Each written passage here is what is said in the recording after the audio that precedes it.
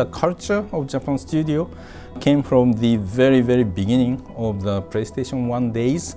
Sony Computer Entertainment was founded as a joint venture between Sony Corporation's group and Sony Music Entertainment Japan company. The way the old Japan studio, we didn't call it Japan studio at the time, was managed was to have a group of producers, mostly external producers, behave like music director and produced external dev talent like Matsura-san for the Parappa or Muramori-san for the Hot Shots Go to really create something really new.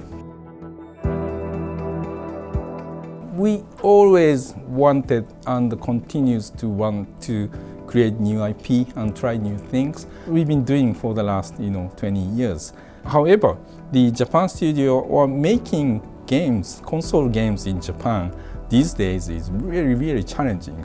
As you could see, the relative size of the market of Japanese console market is much, much smaller now, from the US or European market, and the size of the console development has grown, much, much bigger. I have to manage the budget and we have finite number of teams, and we are very carefully planning and investing in the regular console games and VR contents. And as we see the expansion of install base, the growth of install base, and also our teams and other developers learning of how to use the tech deepens, I know that we have to invest a little bit larger and larger experiences going forward. I think that meets the expectation of the players and owners of the VR system. So that we are planning to do, and we'll continue to invest in VR contents and VR games, but we also going to strike the balance to be able to continue to make big AAA regular TV titles.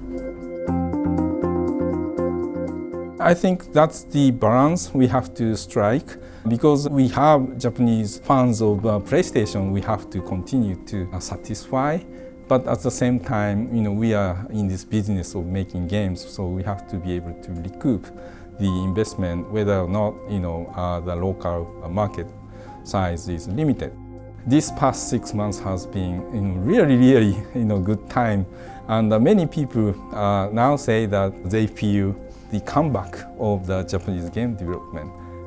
What the fans of Japanese games outside Japan want is a really authentic Japanese games, and that works very well.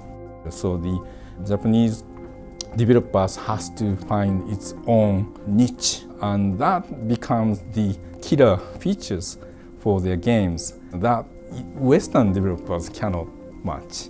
We are in a really good time again. PS4 generation. Anywhere in the world, you can enjoy big AAA Western games or some unique, interesting, Japanese games, and that they come out throughout the year.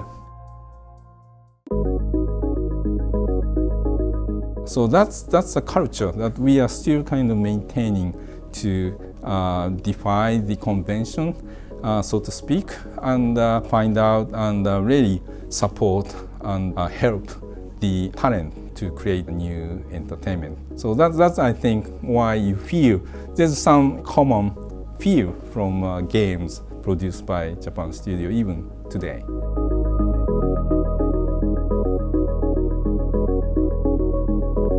This conversation with Shuhei Yoshida caps off a month of IGN First coverage from our tour of Japan. Be sure to check out our drive around Tokyo with the creator of Gran Turismo and our feature on the new fantasy RPG from the Persona 5 team at Atlus. For more IGN First exclusives, subscribe to IGN wherever you're watching.